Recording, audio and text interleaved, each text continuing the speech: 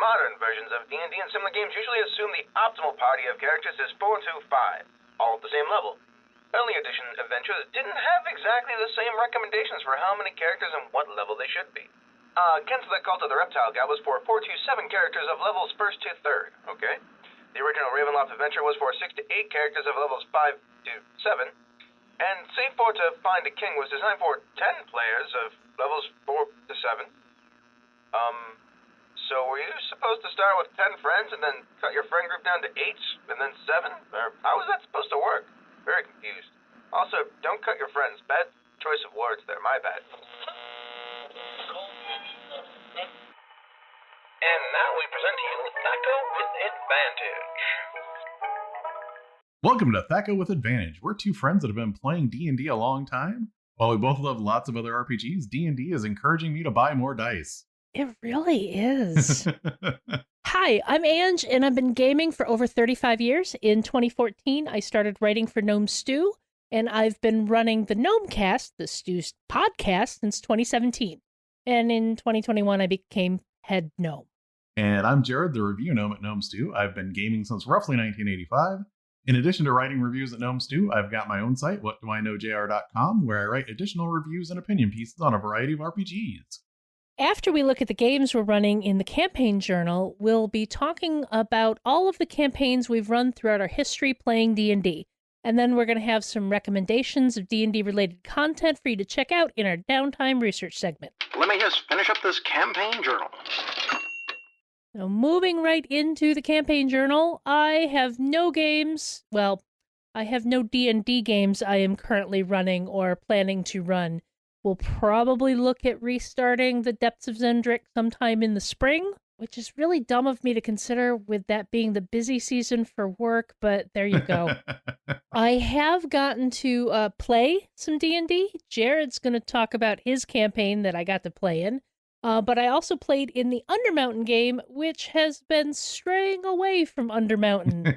In fact, we're not even close to Waterdeep anymore. Right now, we're way, way, way down south in a continent I don't think I've ever been on in Faerun either way. It's been fun. We just wrapped up the latest adventure, which involved an oracle who was actually kind of a mummy, sort of, kind of, maybe not really, with a death cult thingy and wanting to harvest organs, and just it was kind of cool, and it was a lot of fun.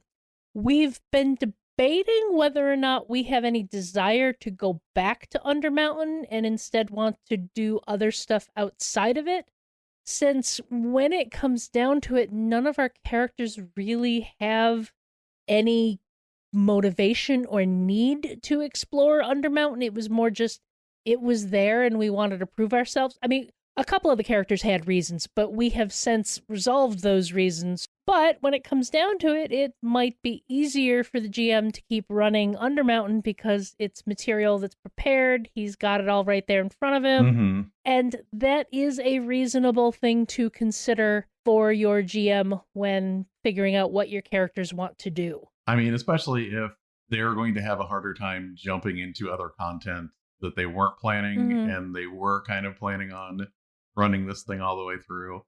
I know Undermountain probably has other than the anthologies, it probably has the least through line of a story of any of the things they've published in 5th edition, because it is just like, hey, this is what's in Undermountain right now. And one of the very cool things about it is Undermountain has been a thing since Forgotten Realms came out. Mm-hmm. And, he has been able to access older information about what is in Undermountain and use different older maps and all of that stuff. And it's really pretty cool.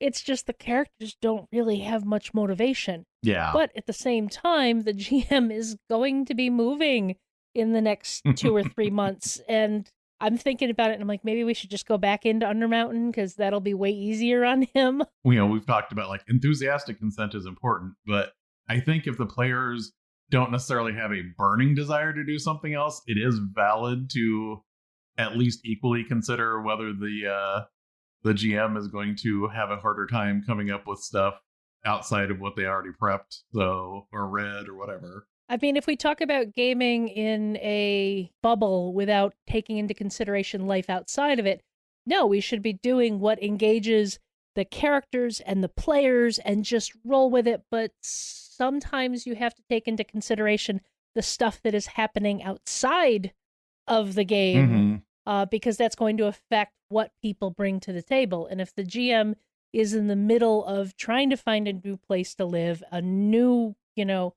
pack up everything they own, move it to a new place, get the new house settled and everything like that, that's a lot of work. That takes away from your ability to plan and create this game that we're all going to be playing. Yeah. You want to have respect for each other's time and the level of effort you can put into it. Just as a side note, I remember, and I was not prepared to throw this out as a recommendation, but I seem to remember there was a product that came out around the time that the Undermountain adventure came out that reworks the beginning so that it starts in Skullport, which I think is actually kind of interesting, because if you start in Skullport, you already have people that are living in this hive of scum and villainy that is on the 3rd level of Undermountain.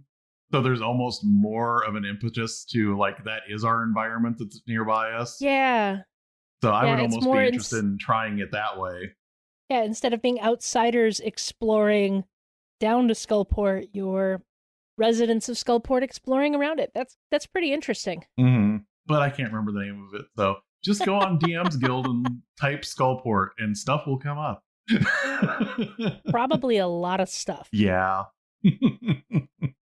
Well, thank goodness, after some of the hectic, chaotic stuff that's been going on in, my household and family lately, we actually did get to play a game, and I got to run a game, and I'm excited. Yeah. Speaking of GMs with stuff happening outside of the game. We finally got back to our Marodi Empire game, and the party when we left off was on the Isle of Midnight, which is run by a Hag's Coven. They have a mission to sink the island, to kill the chimera that is there, and to rescue Kazina's sister. Not necessarily in that order. Yeah, that was definitely not the order Kazina was planning on it. And I mean, we wouldn't want to sink the island first anyway, but probably not. That's probably the worst option to take first. Yeah, although Marin might have decided to go that route at start. Where we left off, they were about to talk to what the quickling that recruited them identified as probably the friendliest of the hags. She was a wood hag. She offered us tea. She did, actually.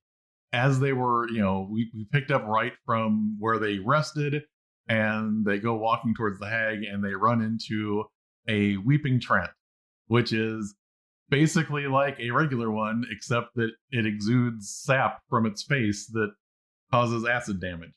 And I don't know, I had some fun playing him because I like doing the traditional Ent, slower talking thing. Yeah.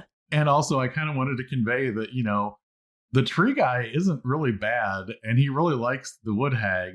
I kind of wanted to loop some of that backstory into it a little bit more. They negotiated with the wood hag, and she gave them a bundle of sticks to break or burn that would cause her to sever her ties with the coven to weaken the night hag, who is ruling over all of them. And currently that night hag has at least Kazina's sister as a hostage and is slowly trying to turn her into a hag to replace the other 2 hags in her coven, because she is really mean and also very ambitious. Night hag. Yeah, night hags are notoriously probably not the nicest of any of the hags. Yeah. When you actually trade souls to fiends, that's kind of even going above and beyond the usual hag behavior there. They decided after they had met with the wood hag what they wanted to do next. They know the Temple of Hecate has the chimera in it that they need to kill. They know where the lair of Mother Heartstopper is, who is the night hag. They could have gone to talk to the other hag, which is a blood hag, so she is tangentially related to vampires.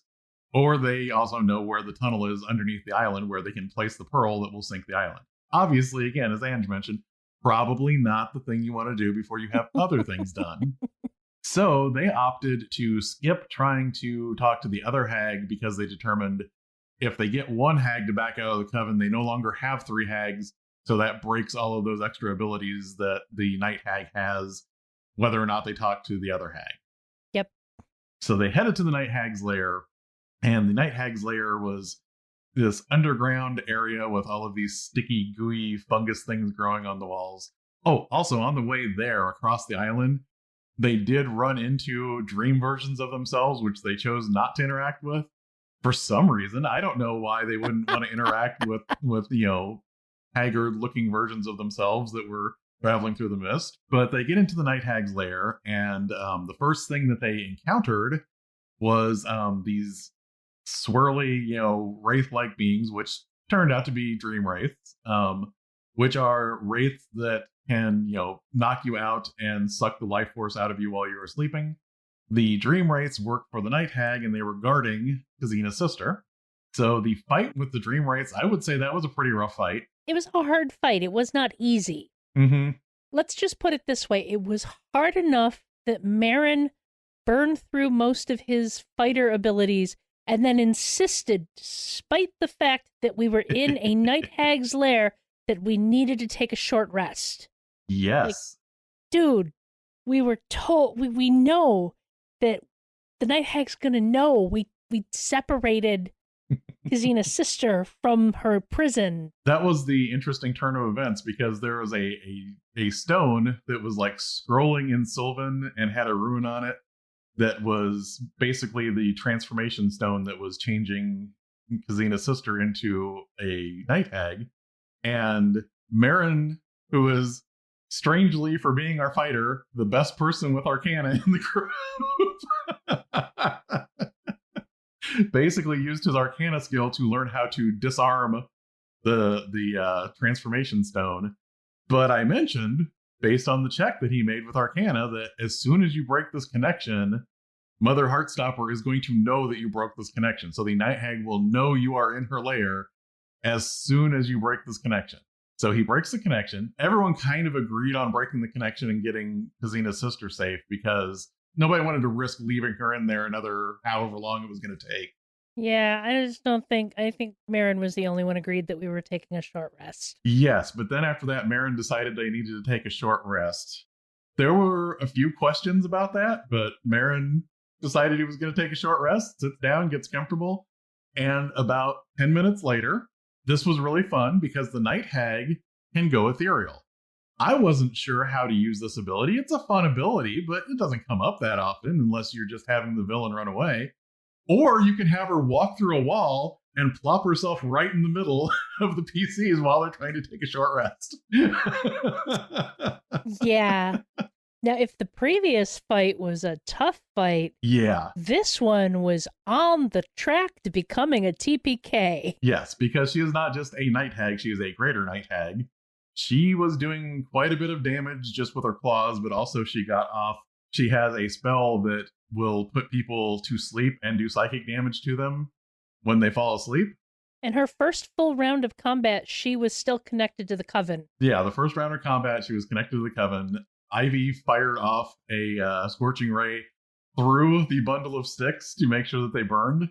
So that did cut off. There are 2 things that cut off. One, it cut off all of her extra spell-like abilities that she got for being part of the Coven. But the other thing it did is she's no longer a legendary creature, so she doesn't get legendary actions anymore. Which was probably good in retrospect, because this fight still went pretty rough there. Like I said, she used that one spell that knocked people unconscious and did psychic damage twice, and I think she got like 2 members of the party each time. So we were just kind of going round robin with people waking each other up. I believe at the point Mazrim saved our bacon, both Marin and Thac0 were down. Mm-hmm. Ivy was doing what she could, but she's a sorceress, so... Do not stand too close to the person doing melee damage. Now, what was really fun was this was going really rough for them. They're trying to keep themselves awake. They're falling asleep and losing turns and taking psychic damage, and then having other people using turns to wake people up. And Mazrim, our cleric, cast banishment on the hag. Everybody just suddenly kind of like exhaled in that moment when she failed her save against the banishment. And I even remembered to make sure that I rolled it with advantage because of her magic resistance. Yeah, I think all of us let out a collective sigh of relief at that moment. There was a little bit of a discussion because if Mazrim just maintains his concentration for a minute, she would be banished back to Hades because she is not from this plane of existence. The problem is they don't know if there's someone else she might be connected to. They don't know if she's going to come after Kazina's sister still. So they kind of want to finish the job. Not to mention, Kazina kind of swore an oath to the Wood Hag. Oh, yes, that is true, too. Yeah. Kazina swore an oath to get rid of Mother Heartstopper. And when I say oath, that is with a capital O. Yeah.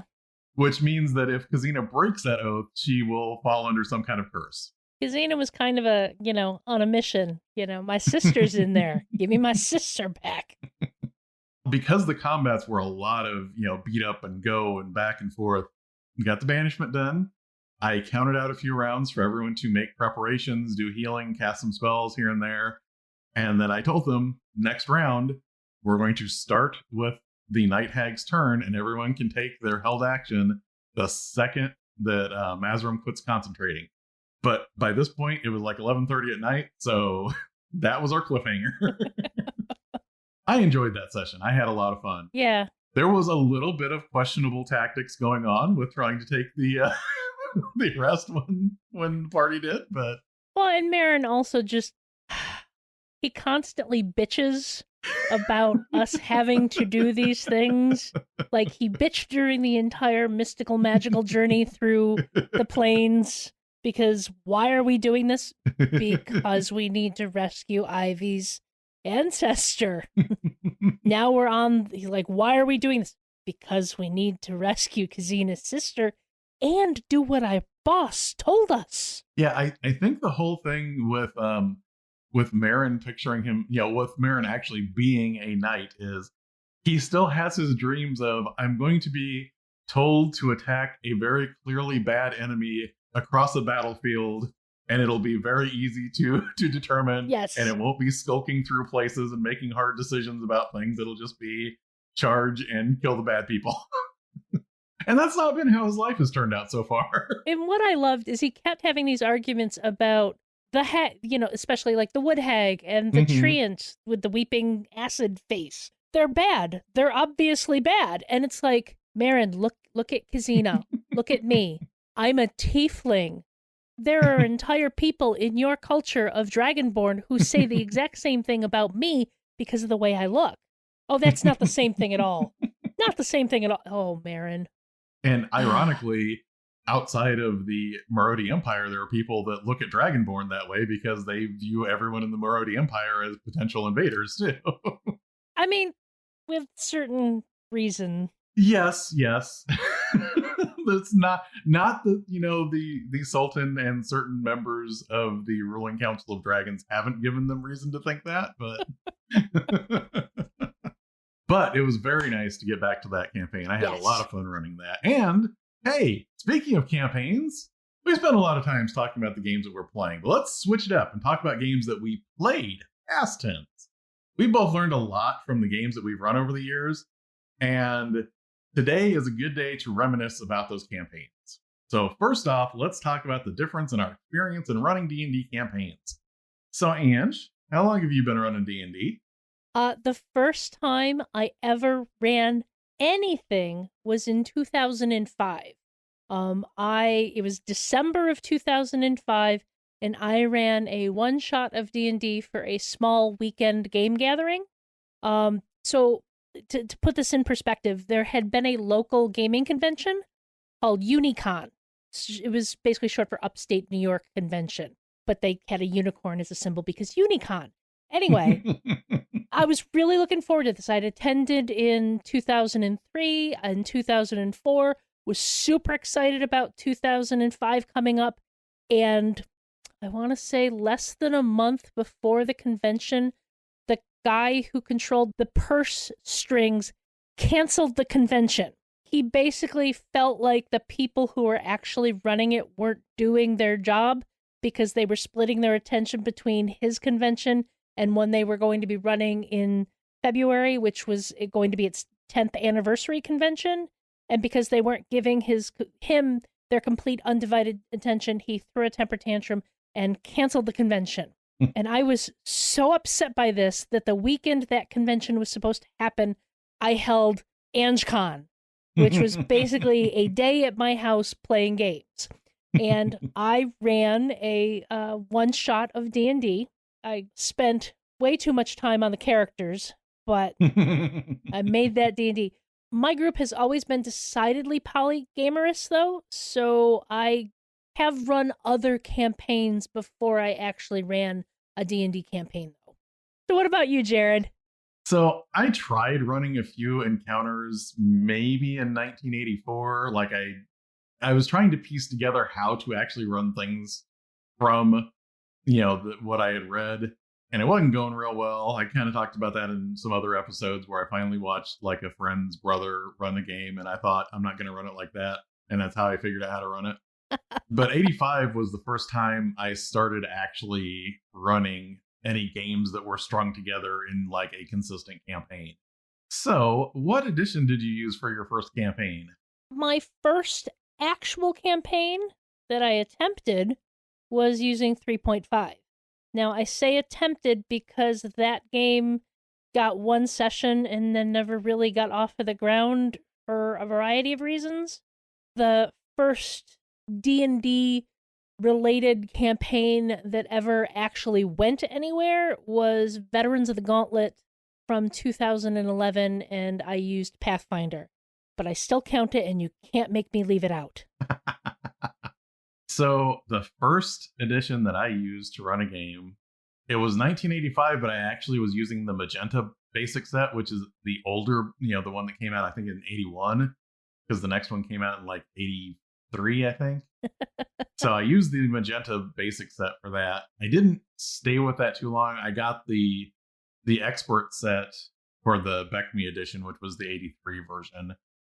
Back then, I wouldn't even notice if those two weren't compatible because there was crap that I was pulling out of there and using in AD&D when I was running it later on. So who knows? I don't know. But yeah, that was ostensibly the edition that I was running when I first started running my campaigns. So what's the longest campaign that you've run? Definitely Veterans of the Gauntlet. So the character started at 5th level with a flashback to 1st level when they all met. Mm-hmm. The whole idea was that these were all people who served in this mercenary company in service of the country of Brayland during the last war. Mm-hmm. The campaign started when they all came back to Sharn for the 5-year anniversary of a major battle that the company had won for Brayland. Mm-hmm. And the way I set this up is had everyone, make their characters. We all got to know who each other's characters were. And then we started with them all arriving at their former comrades' tavern in Sharn to meet up together again. And it was perfectly awkward because this is the start of the campaign. They don't really know, they all know on the paper who everyone is playing, but they don't really know each other's characters. They don't really know their connections to each other. So it had that perfect awkward feeling that reunions sometimes have. Mm-hmm. And then I immediately flash back to them as 1st level characters on the road to the valley where Brayland was currently fighting Seer. And they have this whole, thing where they got sent off to stop this device that was messing with magic in the valley and preventing all of the magical casters for their side to do their thing and all this. So after that, they immediately knew who each other were. They knew what they felt about each other, and they easily settled into oh, these are old friends that I've had forever. I do say so myself. That was a brilliant start for a campaign. I want to say we ran it off and on for about 7 years. I want to say the last time we played that campaign was 2018. And I took them from 5th level to 11th level and pretty much across the breadth and width of Eberron. They did most of their adventuring up in Corvair, but did take on a quest that took them to Arganessen. They also took a quest that took them up to Ice White Island. And they had quests we never got to that were going to take them to Zendrick and Sarlona. Mm-hmm. Because I did not know how to properly plan an epic campaign. Basically, everyone got a quest assigned to them by the prophecy, and we only made it through about half of them before various things fell apart, because one of the things you learn when you run a long-term campaign is sometimes your players come and go, and if you have certain plot elements tied to specific characters and the player leaves, do you lose the character? Do you lose that plot element? How do you handle this? And by the time we stopped, I was a little burnt out on running Pathfinder. We'd had some issues with various players switching characters and all of that, and just it had kind of lost its momentum. My players from that game that I still play with would probably happily pick it back up again, and we talked about it. We just can't easily translate it into 5th edition because several of the characters were very specific Pathfinder classes, like a gunslinger, a cavalier, an oracle, and a witch. And I gotta tell you, that witch is probably the hardest to translate. Yeah. There's, maybe you could get away with warlock, but it still doesn't work. Yeah, because like the spellcasting feel of a warlock is different than Pathfinder witches. Yeah, there's nothing like a Pathfinder witch in 5th edition. I'm really curious to see, because I know Kobold Press has a witch class coming out, so I'll be curious to see how that one feels when it comes out. Also, plug Season Fodari's Gunslinger is really nice. I do really like that one.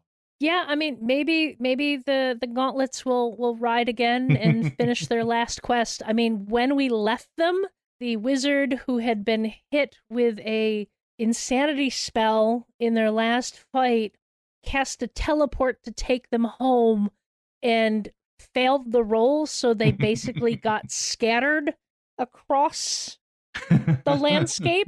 So this is something some of the players have probably picked up on in the Depths of Zendrick game, but it's in the same universe that the veterans of the Gauntlet are, because I've reused some of the same NPCs. I've basically... Those characters are out there. You talked about like this established group getting scattered, and I immediately thought of like back in the 80s when the X-Men were in Australia and they go through the Siege Perilous and they all end up going to different parts of the world and not remembering who they were to begin with. And Yep, we're old X-Men nerds. So what about your oldest campaign or your longest campaign? I think both of them were probably around the 3-year-long mark, although I think one of them probably had a lot more hours devoted to it because it was my middle school, high school game. During school, we would play like a couple hours on the weekend, possibly a few hours both days on the weekends. Over the summer, we would probably play multiple days during the week. I guarantee you, even though I ran my campaign between 2011 and 2018, you probably had more hours devoted to your game, because we would play in short 4 to 6 month spurts. Yeah. Before switching to another game and another GM. That middle school, or at least it started out in middle school game, that ran from when I first started to DM all the way up until around the time that I got the Forgotten Realms box set, because that original campaign was set in like vaguely alternate universe Earth, because I wasn't really that sure about world building. So it was like, I think I know things. I realize now I knew like maybe 5% of what I actually thought I knew about the time period that I was doing there, but it didn't matter. And we had a cleric, a wizard, and an elf. That was the campaign where I started them on the island with the vampire, where they were just like running around and fighting wolves and bats and waiting for the sun to come up when they were first level, because I was terrible. And but that campaign ran for years, and it ended with that I decided there's going to be this huge magical plague, and it's going to kill everyone that is magical or supernatural. they're either going to stop it or they're going to have to figure out how to get all these people away. And they partially stopped it, but it was still killing some people. They found a way to open this huge portal to start moving all of the magical people like the elves and the dwarves and all of that. And in the end, they find out that they're moving all of them to the Forgotten Realms. Because, in that first, in the old gray box that they're talking about how all these other, fantasy worlds are connected to the Forgotten Realms and people show up there from other campaign settings all the time. So it was like, yep, that's where everyone's going to go. Didn't really play. We played the characters a little bit in the realms, but not for very long. And that was just kind of like, it felt like a natural kind of ending. Like, all right, you've helped all of these people that would have died otherwise find a new world. And now you're going to settle in this new place and, right off into the sunset. That's good. And the other campaign, which, was 3-some years, this one was wild because this is when I was working nights and 12-hour shifts. So what would happen is I would have like 3 days in a row when I would work, but then I would have like days off and I would spend ridiculous amounts of time prepping. I don't know if anyone remembers the Dungini software for making maps, but I would print out ridiculous battle maps and spend way too much money on printer ink just so that I could print out these maps for all of these things. And then I would try and tape them together. By the way, gaming paper came out not long after this, and boy, was I happy for that. But I will just draw with markers. That's fine. But that campaign started off in the Dale Lands and the Forgotten Realms. They traveled to the other side of the continent and back again. We went from having 2 people to having a whole bunch of other people. 2 of my kids joined the campaign in the summer, and when they were off of school, we had one person leave and another person came in and 2 other people joined. Towards the end, when we were wrapping it up, we had a Sunday where we played for like 8 hours. And it was like the culmination of the whole thing. And we actually got the one player that had left and hadn't, been there for a couple years, came back to play his character. My kids, ran their characters for that day. They hadn't been playing for a little while because they were back in school. So it was really kind of this neat, like getting everyone back together for this one final push after all of this, after these 3 years of running this campaign. Getting the band back together. Oh, yeah, definitely. It was great. It felt nice. And I believe they got up to about 13th level. And I believe the wildest thing we did was I decided to have a Spelljammer arc. So they ended up in Spelljammer out in wild space for a little bit of that campaign. Not for too long, but just enough to say, hey, here's a concept. You want to get on a ship and just sail to another planet? Okay, so here's one for you. What's the shortest campaign you've ever run, or at least intended to run?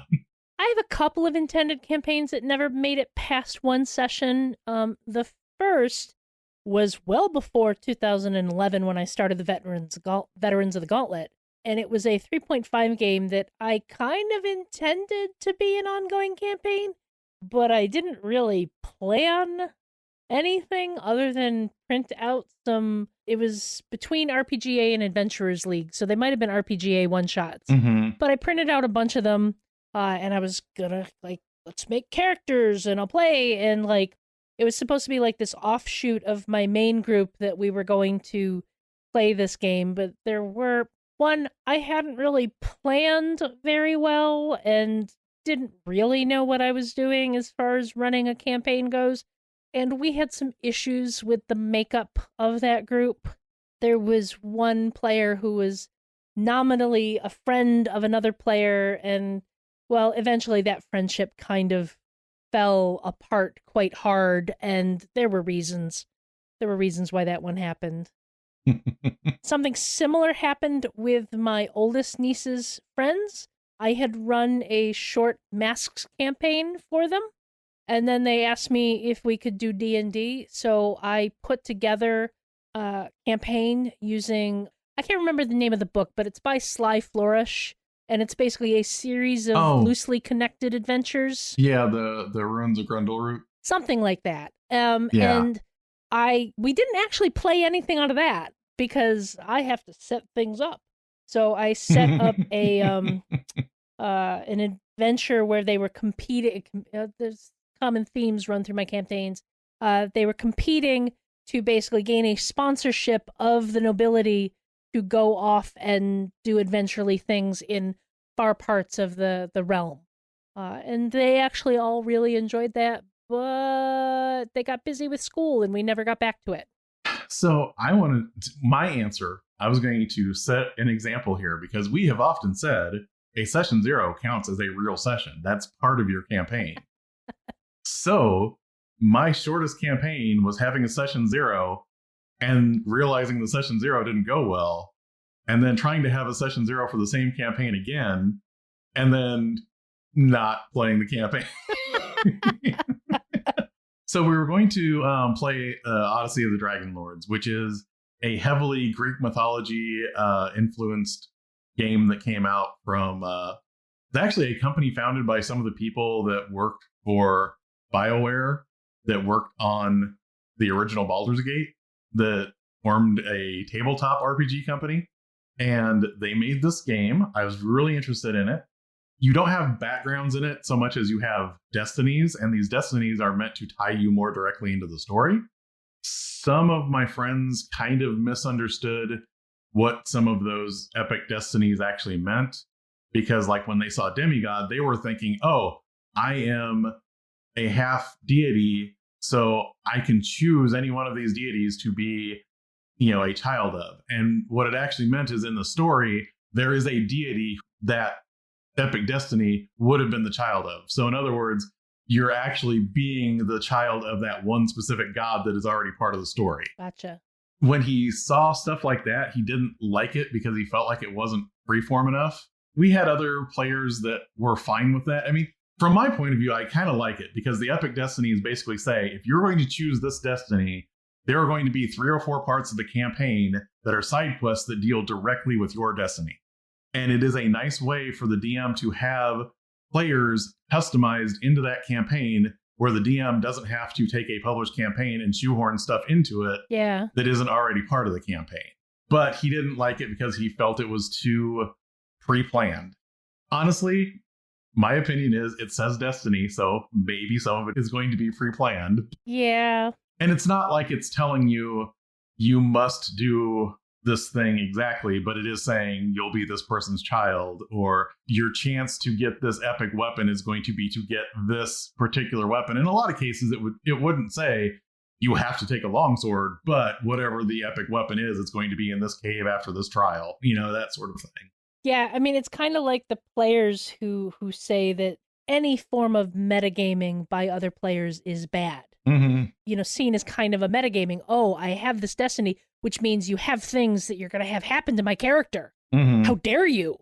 Where it's like, I would love that. You want to have cool things happen for your character, to your character. And, you have to have a certain degree of metagaming to put those things in place.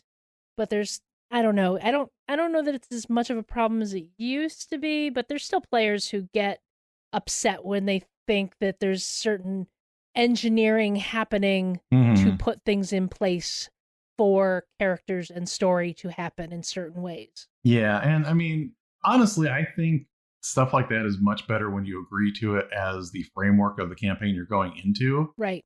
Like, if you get to playing and the DM starts telling you have no options here, you must do this exact thing, that's completely different. But if you start a campaign and you all agree this is the framework for the campaign, that's why you have a session 0. Like, I'm talking about the players who oh, this is obviously the plot the GM has planned. I don't want to be railroaded, so I'm going to fight tooth and nail against it. Oh, yeah, and I've had people in adventure paths before where it's like, this is the story of the adventure path, and they get this sly look on their face but what if I decided not to do this? And it's like, you decided to play this adventure path. Maybe your happy butt needs to leave the table. Yeah. Well, that's great. Everyone else here is playing this stuff. Bye. Oh, my goodness. Yeah, there's just something, once you establish what you're doing at the beginning of a campaign, yes, you should check in, but try not to actively subvert your poor DM. Although I think the lesson learned from your Odyssey of the Dragon Lords session 0s is that when you can see that the session 0 isn't working right, it's okay to lay that one to bed and move on to something else. Definitely. And, I've had great campaigns with those same players. I've been in other games with those players. I don't necessarily agree with some of their concern. Well, mainly it was one person, but if they're not going to have fun, then I'm not going to try and shove a square peg into a round hole, I wanted to follow up on something that we hadn't discussed as one of our questions, just because you had kind of offhand said this, but you mentioned that you had multiple campaigns start with a similar thing. And I wanted to ask you about that. Have you noticed any recurring themes that you have in your campaigns, either how they start or something you always include or anything like that? Well, there was the like I mentioned, the competition that I set up for the kids to basically have their party chosen to be one sponsored by the kingdom. And then there was the recent Depths of Zendrick campaign where they all basically, Sharn's next top adventurer, where they all competed to basically be chosen to go on the expedition to Zendrick. Definitely that. I veer away from D&D when I start talking about other themes I've seen myself repeat.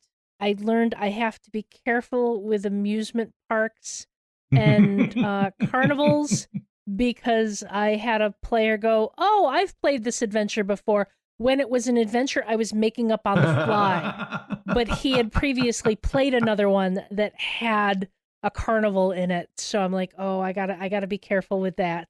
And there were several Supers campaigns that started, and I'll talk a little bit about this a little further on, campaigns that started with the players developing their powers as part of the beginning of the campaign.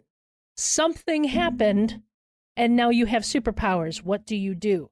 And I did that at least 3 times. I've had a couple where I started the PCs in the middle of a fight and had them explain to me what went wrong when they were attempting to do something. And I didn't even really think about it, but I had one of the players go, "Do you just really like starting campaigns this way?" And I hadn't even thought that I had done it more than once. But it was something that I had done because I think part of it was after session 0, once everybody was kind of okay with how their characters knew each other and how they were in this group, I didn't even want it to feel like, okay, all of that stuff that we agreed on in session 0 just happened. I kind of wanted it to be, okay, all that stuff happened like months ago. How did you get into this predicament with one another? You know what I mean? And yeah, it was fun, but yes, once you start realizing that you're doing something that somebody else can identify, it's kind of like, oh, okay, never mind.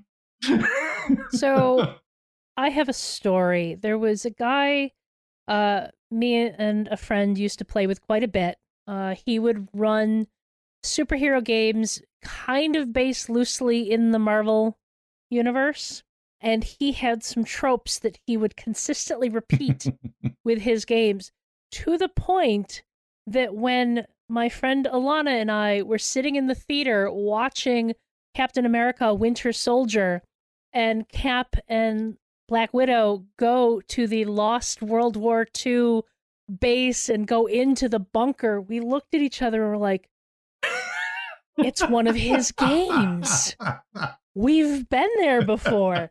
Because if it wasn't a bunker, like a lost World War II bunker or base that we discovered and found, it was some sort of concert event or some sort of hoity-toity social event. It was one of those 3 things.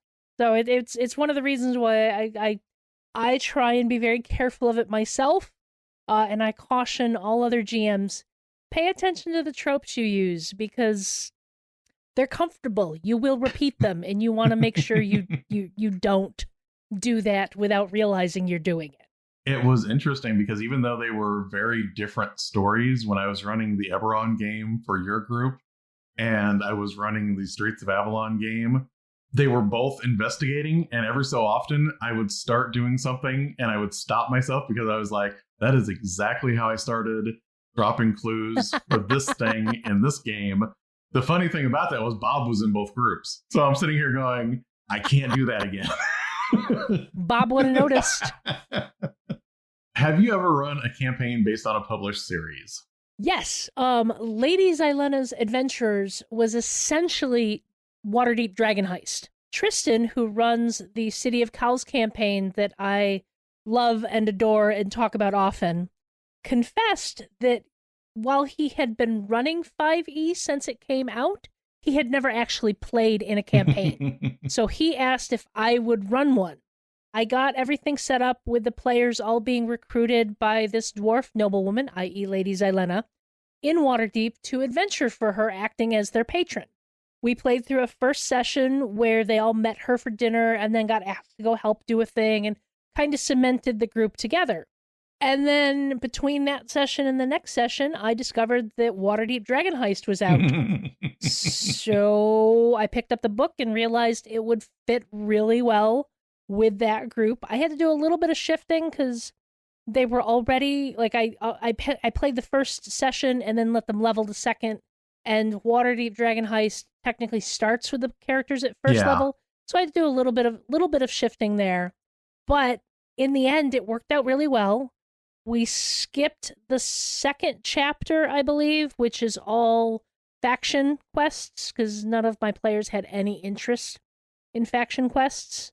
There was a lot of stuff at the end that we kind of skipped, because basically once we got going, I had some issues with the way the party interacted with each other.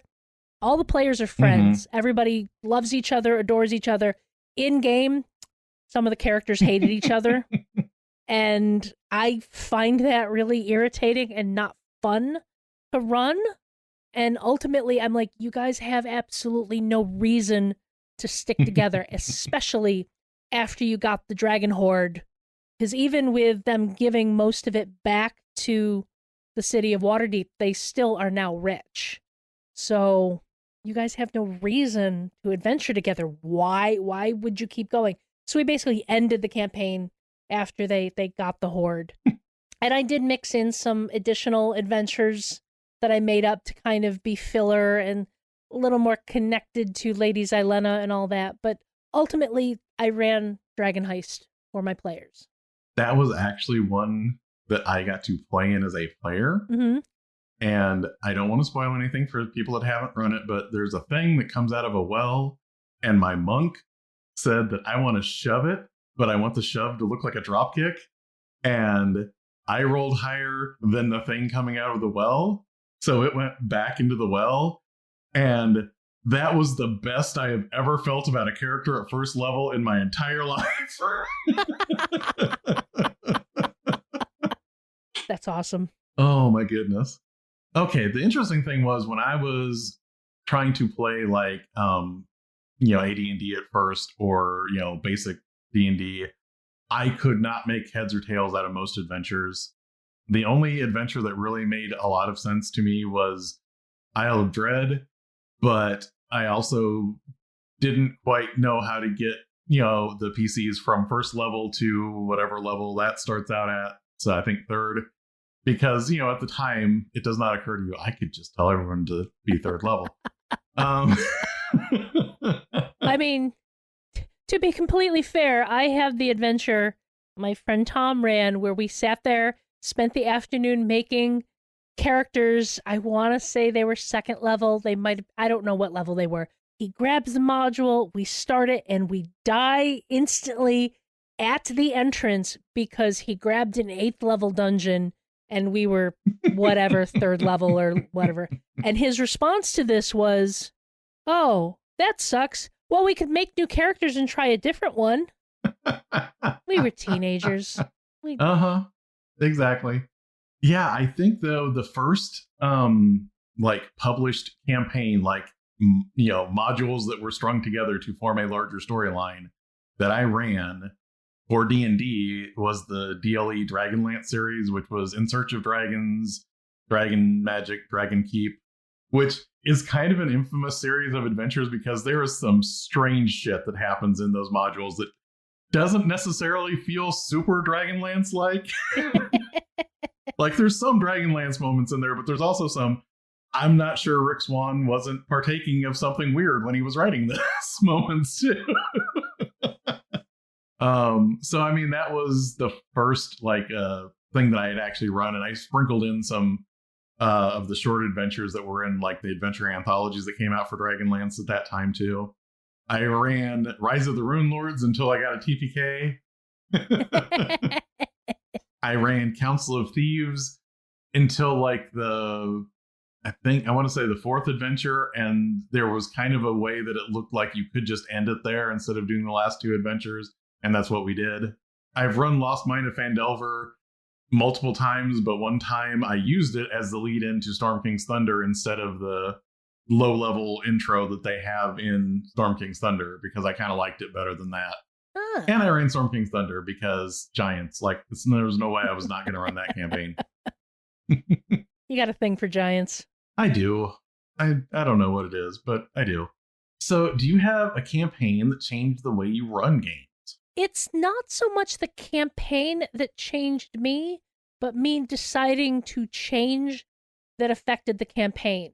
I kind of mentioned this earlier, but I had done several superhero campaigns where the concept is this thing happens and everyone develops superpowers and the players learn what their superpowers are as they advance through the game. And I did one of these where they were all college students at Boston University, and I think we played maybe 3 sessions before I flaked out on it because it wasn't clicking for me. I kind of backed out about it. This was actually a similar concept to what I ran for my very first campaign I ever ran, which was that Mutants and Masterminds 2nd edition, I think it was, where they basically developed powers, and that one actually ran for quite some time, and I did well with it. But when I tried to redo it with a different twist, it kind of failed. And then like a year later, I'm like, let's do this again. Okay, you're set in Cleveland, and there's this kind of a Spanish flu that went around, which was weird because it hit all the young people instead of the old and the infirm. Little did I know in 2020 this would feel a little prescient to me. Anyway, they all developed powers, and they figured out what their powers were, and they were all really, really loving the campaign, and I was doing okay with it. And then they started talking about epidemiology because they started putting the numbers together of the number of people they had witnessed with superpowers, the number of people that had been sick, how many people were going to develop powers, and like, oh, this is going to be the collapse of society, blah, blah, blah, because all of these reasons, and people in power are going to get a hold of people who can be nuclear weapons by themselves, and I panicked. I panicked, and I dropped that campaign like a hot potato, because I did not know how to handle. I was trying to go for some low-level heroes BS with the players developing powers and trying to live their lives, and that was not where that campaign was headed. Yep. So I took a step back, and I'm like, I don't want to be the GM who can't run a campaign. I don't want to be that person. I want to try and be able to run a campaign, and I am obviously failing at this. So I took a step back and started looking at D&D, Pathfinder, Eberron, all of this, and that was when I came up with the concept for Veterans of the Gauntlet, where I planned out what the first session was going to be, and basically like did much better maintaining my control of what was going on. Because basically I did a proper session 0, I planned things out, and I stuck to it. It basically helped me find the balance between planning and improv, because I can do improv really well, but campaigns will die without proper planning for me. I need to know where things are going and how things fit together. And if I don't do that, and I'm not saying I have to plan a whole campaign up front, but I need to have that framework of what's happening and what's going on to run a proper campaign. If I don't have that, I flounder and just I lose the thread of what's going on. Even when my players still talk about that Supers campaign that I flaked on hardcore. Like, they still talk about it to this day. I get it, though, because anytime somebody starts feeling like they know more about your campaign than you do, it's like, I can't run this now. And it's funny because we usually talk about that with like IPs, like, you know, like Lord of the Rings or, you know, even Forgotten Realms or things like that. But it's like anything that someone at the table feels like they're going to question the reality you are presenting, it gets intimidating. I had a game where I was describing a house and the setting was like a, you know, general Norse type thing. And they started like contradicting how the house would be set up because, you know, they knew exactly how, you know, the Norse would build their houses. And I'm sitting here going like, I don't want to be here anymore. I don't want to argue with them. They're probably right. I could just say, I'm the GM. But at the same time, it was like... One of the guys I game with, his name is Woody. And we have joked for a very long time that Woody lives in the Woodyverse. Because I learned a lot from having him in my games because he will start thinking he understands what's going on and come up with these absolutely wild theories of what is actually happening. So I learned very early on to not put too much stock in that. But this was more than just Woody deciding that this was the other players going, oh yeah, that makes sense. And I just hadn't like thought about it in that regard. Mm-hmm. You know, so it was just like, oh, they're not wrong. They're not wrong. This could be the way things go. If that's not the campaign I planned on running, and I don't know what to do. And so I think the ones that probably changed how I run things the most. First one would probably be that Dragonlance campaign that I ran because that was the first published adventure that I ran, and I learned a couple things from it. First off, it starts at a fair. And that actually taught me that I really loved giving PCs things to do and things to mechanically interact with that wasn't combat. Mm-hmm. Because it was actually fun to have them, oh, I'm going to be in the wrestling competition, or I'm going to try axe throwing, or, you know, I'm going to try the pie eating contest. Like, it was like revelatory to be like, oh, they can have everyday life things and still roll dice. This could be fun. And you don't want to make people roll dice for stupid, inconsequential things. But you know what? Sometimes a person wants to know if they can eat a pie faster than this dwarf sitting next to them. You know, and sometimes if the stakes are low enough, it gives the opportunity to let the player feel like their character is a badass. Mm-hmm. Because they can do this thing really well. Oh, yeah. And I mean, sometimes you should just hand wave and yeah, you can do that thing because this is what you do. But sometimes you also want to roll the dice so they can feel like, yes. So, I mean, that was one thing where it just, you know, it gave you that opportunity to interact with these people at a fair. And, it, you know, all of a sudden that just like set off light bulbs in my head. But the other thing that was interesting is, you know, this is Dragonlance. The pre-gens were set up like the original Dragonlance pre-gens. It wasn't those characters. It was different characters. But they did have like this is their history. And in grand Dragonlance fashion, it was like, this person distrusts this person because of this thing that happened. And the other one was like, this person is in love with this person, but they won't tell them. And I remade those because I didn't like them because they weren't in like the perfect format using all of the Dragonlance material that I had. But after I remade them, I made sure to put, you know, those, you know, all of the background motivations and everything on there because it also, the players had something to latch onto there. Mm-hmm. It wasn't just like, I don't know what this character is. He's a wizard and trying to save the world or get treasure or both.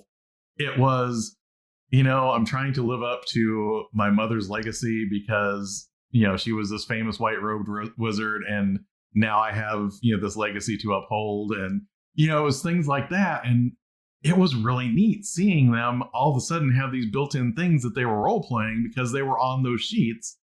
And then it started making me think, I want to give them reasons to make this for their own characters and not just these pre-gens. Yeah. The other one, I think, was when I ran Storm King's Thunder because I had softened on this from my 3rd edition days to begin with. But in my 3rd edition days, I would do the completely obnoxious thing of, you know what? I would like it better if these rules worked this way. So, you know, maybe I would do this, you know, the specialty thing where, you know, wizards have to pass this certain test before they can look at books that are in, or look at spells that are in this D&D book, or, just trying and finding like third party, like, oh, I really like this optional rule and pull it into here. And my idea of this 3.5, it's not that everybody in my campaigns would agree with me, but everyone was such like nerds about minutia that they would argue why they liked it or didn't like it, but there was never an argument about why are you doing this. Mm-hmm. And what I learned in that Storm King's Thunder game is I had one person that was a friend of mine that was in my games a lot, and 3 people that were way more casual. I'm sitting here going, they don't care about all of this stuff. All this is making the game harder for them. Because if I run the game the way it's printed in the book, they can play it and look it up and get it. But if I tell them they have to look in these 15 other places or reference this special sheet that I made, this could potentially make them go, I don't care about this game. This is like way too much for anybody to care about. And that again really kind of sunk in where it's like, you know what? You can have a perfect version of how the rules should work in your brain, but unless you have a table of 6 versions of yourself sitting at that table, don't bother with it. Like there are, and I'm not saying don't use house rules or optional rules. That's not what I'm saying at all. What I'm saying is when you realize you have this list as long as your arm about how to make it into your absolutely special, perfect campaign, and half of it, you're reworking 50% of the rules in the game, don't do that. Don't make things harder for yourself or your players. Yeah, and a lot of times that stuff that I was thinking was perfect in my head was also stuff that would take forever at the table and it wouldn't play well, and even I wouldn't be having fun even though I thought it was brilliant. So let's not do it. What's a campaign that didn't go the way you intended?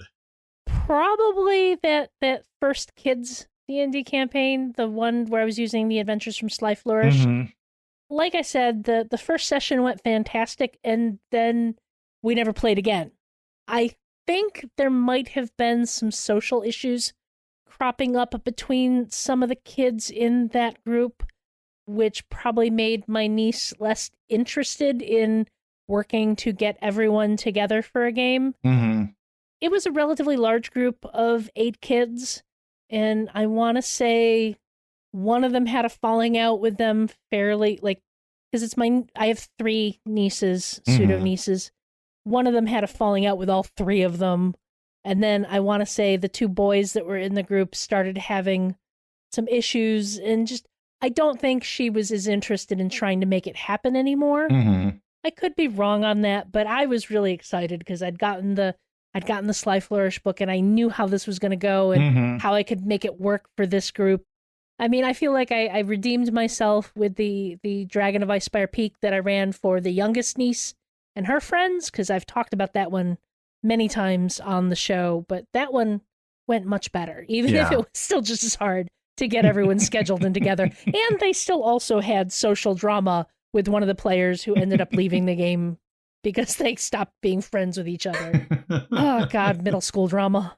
It's not even middle school drama, it's high school drama, but still it's drama. I think my 3rd edition Forgotten Realms campaign, I knew because this was a big push in 3rd edition, I was like, you know what? I'm going to use the Shadowvar, the Netherese that came back as kind of maybe not the villain, but like a major villain. But I wanted them to be recurring, so I had this one ambassador that would show up and talk to them, and he wasn't, being overly like, we're going to come in and take everything over. It was more like, we'll, if you side with us, we'll give you all of these Netherese artifacts that we have, and we have all of this, and, being as nice as he possibly can, trying to get inroads into the Dale lands. One of my players, probably about the 3rd time this ambassador showed up, just killed him. So we shifted from there being like a long-term political tension building into a grand villain into I just had a Shadowvar army try and invade the Dales because I figured we're just going to take over now because they killed our ambassador. Yeah, you killed the ambassador. It's like, okay, that's how this is going to play.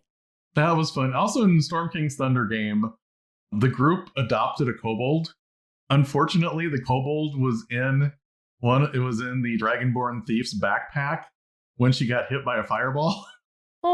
Oh. So the kobold did not survive, and they all felt bad, but they also didn't want to collect the money to have him resurrect. So they decided that if maybe they could get enough people to worship him, he would come back as a god. Okay.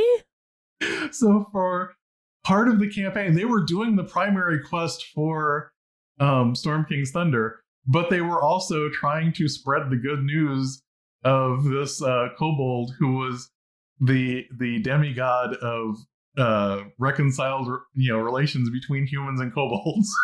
What they were coming up with for him. So they were like paying for shrines to be put up in different places and Okay, I mean, by the time they're done, they probably could have afforded the resurrection, but I mean, it's kind of adorable. And it was so weird because it wasn't just, oh, we adopted the kobold, and it wasn't just, oh, the kobold died, so we feel bad. It was the next step and going, the way we're going to make up for this is by turning him into a god. That was off the rails, but it was kind of a fun off the rails. So we were talking about campaigns, but as long as we're going to talk about running adventures, what's your experience with one shots? So that, like I said, the very first game I ever ran was a D&D one shot, and I spent way more time putting the characters together than crafting the adventure. So it was, everyone had fun, which is the point of things, but the adventure was just not anything to write home about. What to write home about was the interactions between the characters were top notch. I'm still proud of those characters. And I've done the occasional one shot where we needed a pickup game, and I wanted to run D&D because it's comfortable and all of that. But I did create one con-worthy D&D game, The Lost Star of Windover. It's an adventure where the queen is dying, and the party has been sent out to determine who should succeed her by finding the artifact, the Star of Windover. The party contains the queen's second son and some other relevant members of the court as the PCs, and also the main antagonist is her firstborn son, who supposedly tried to assassinate her. I have run it at Gen Con, Breakout Con. I think I ran it at QCC, but I'm not sure about that. And I've run it at some other smaller events. A local game store had a Gamer Day, Gaymer Day, and there's some LGBT themes in The Lost Star of Windover. Mm-hmm. So I ran that for that day. And I love that scenario so much. It's like, I want to try and get it to the point where I can publish it, but I don't know if I can disconnect it from the characters. And, that's one of the problems I run into with a lot of my one-shots. They're very tied to the characters I've put together for the one-shot, but I love that scenario. Actually, that slightly hits on one of the reasons I haven't done a lot of one-shots, especially at conventions, is I hate making pre-gen characters for D&D. I love D&D. I hate making pre-gens for one-shots. See, I kind of love it. I have those characters I made for that, and then a couple of years later, we did 2 parties worth of characters that I mostly wrote the backgrounds on and had a couple of other people work on the stats. I was going to say, I will give you a slight scary peek inside my brain for why I hate doing it. And it may not be what you think. And that is, if I sit down to make characters, part of my brain does not feel right if I don't go, all right, first I'm going to do a human for every class. Then I'm going to do a dwarf for every class. Oh, Jared. Yeah, it's really hard to shut off when I start doing that. So I was going to say, though, I do have experience with one-shots if you count organized play. I think those count. They're in a weird place between one-shot and between campaign. Because it's all about what the player does and how involved the player is in the organized play. Yeah, and I had never run any organized play until 2008, and then I was at the inaugural Gen Con where they started Pathfinder Society. It was actually a lot of fun because some of the things that I learned there some of the things that I learned there were that it's neat to play the same scenario with different people and see how it evolves. And also, there's a certain rewarding feeling when you play something more than once and you start getting a feel for, no, this would go so much better if this NPC did this one thing just slightly differently. Yep. Or I should introduce it like this, or I should describe this like this, because that really got a reaction from people. It's really a neat thing to see that as you run something multiple times. That is one of the reasons why I have loved running the Lost Star of Windover at conventions and events, because I get to see what different players do with those characters and the setup.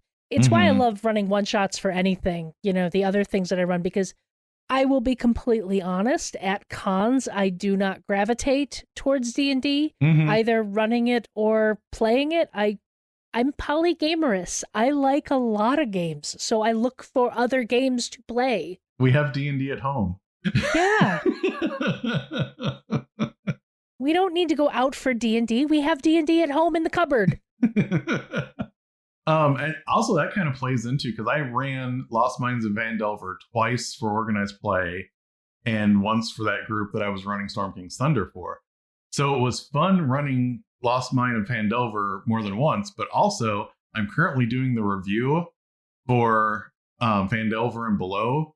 So it's really been interesting to revisit how they changed that first section of the adventure to make it into a longer term campaign. Because this is one of those things in 5th edition, like I am super familiar with Lost Mine of Vandelver because I've run it 3 times now. No time for rest, you two. Get on with your downtime research. Well, moving into our downtime research, every episode we're going to look for something related to D&D that we want to pass along to the listeners. It might be products, websites, videos, or podcasts, but it will always be something we think that will enhance your D&D experience.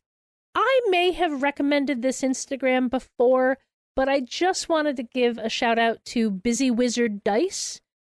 She is a creator on Instagram and I believe TikTok that makes dice. They're not cheap. I certainly cannot afford a set, but I find her videos absolutely delightful and fascinating in the stuff she is making for other clients or for herself or just to experiment.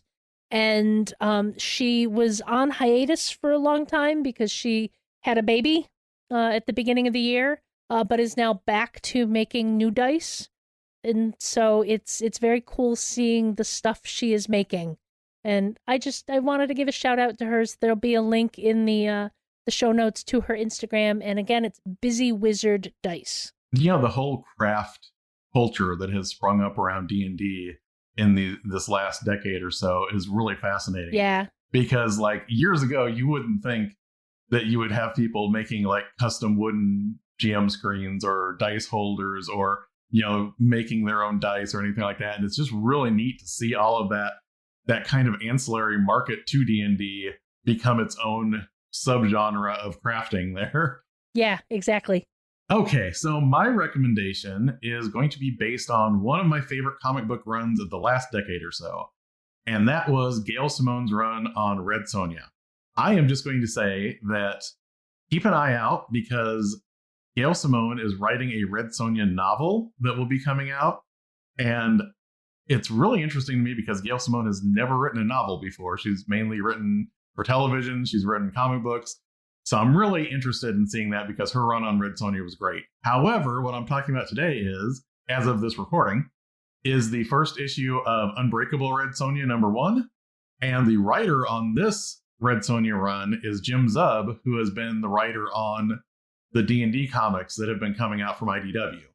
So I am really interested to see how he picks up and runs with the character.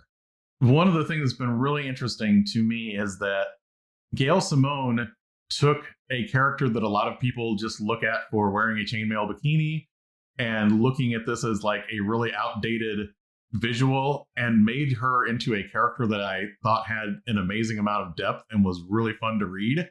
And I know Jim Zub has done a great job on the D&D comics, so I really want to see what he's doing with the character as well. I don't think I would have trusted just a regular, somebody I am not familiar with is going to be writing Red Sonja, because I don't know if they have that same ability to make me care about the character instead of just, look, it's the redhead in the chainmail bikini. It's also neat because in Gail Simone's run, she had a lot of issues where she wasn't wearing the chainmail bikini too. So that was kind of cool. All right, we are happily part of the Misdirected Mark Productions Network, so we wanted to give a shout out to another MMP show. If you're enjoying our show, also consider checking out The Gnomecast. Several gnomes from Gnome Stew get together to talk about gaming topics and themselves in an effort to entertain you and avoid being thrown in the stew. So, Ange, I just wanted to ask you, because I heard Senda and Phil talking about the stew pot and how it's welded shut now. I just, I thought you would appreciate my little, contribution to that. So I just wanted to make sure that, I'm still not in any trouble for having that done. Yeah. Because I did get the thing sealed again. Yeah, and then Chris went out and found the old stew pot that you guys lost during the party. Natural disaster. That's all I'm saying. Anyway, we have used up all of our resources, so I think it's time for a long rest. I hope this adventure was rewarding for you. We hope you'll go exploring with us when we start our next adventure.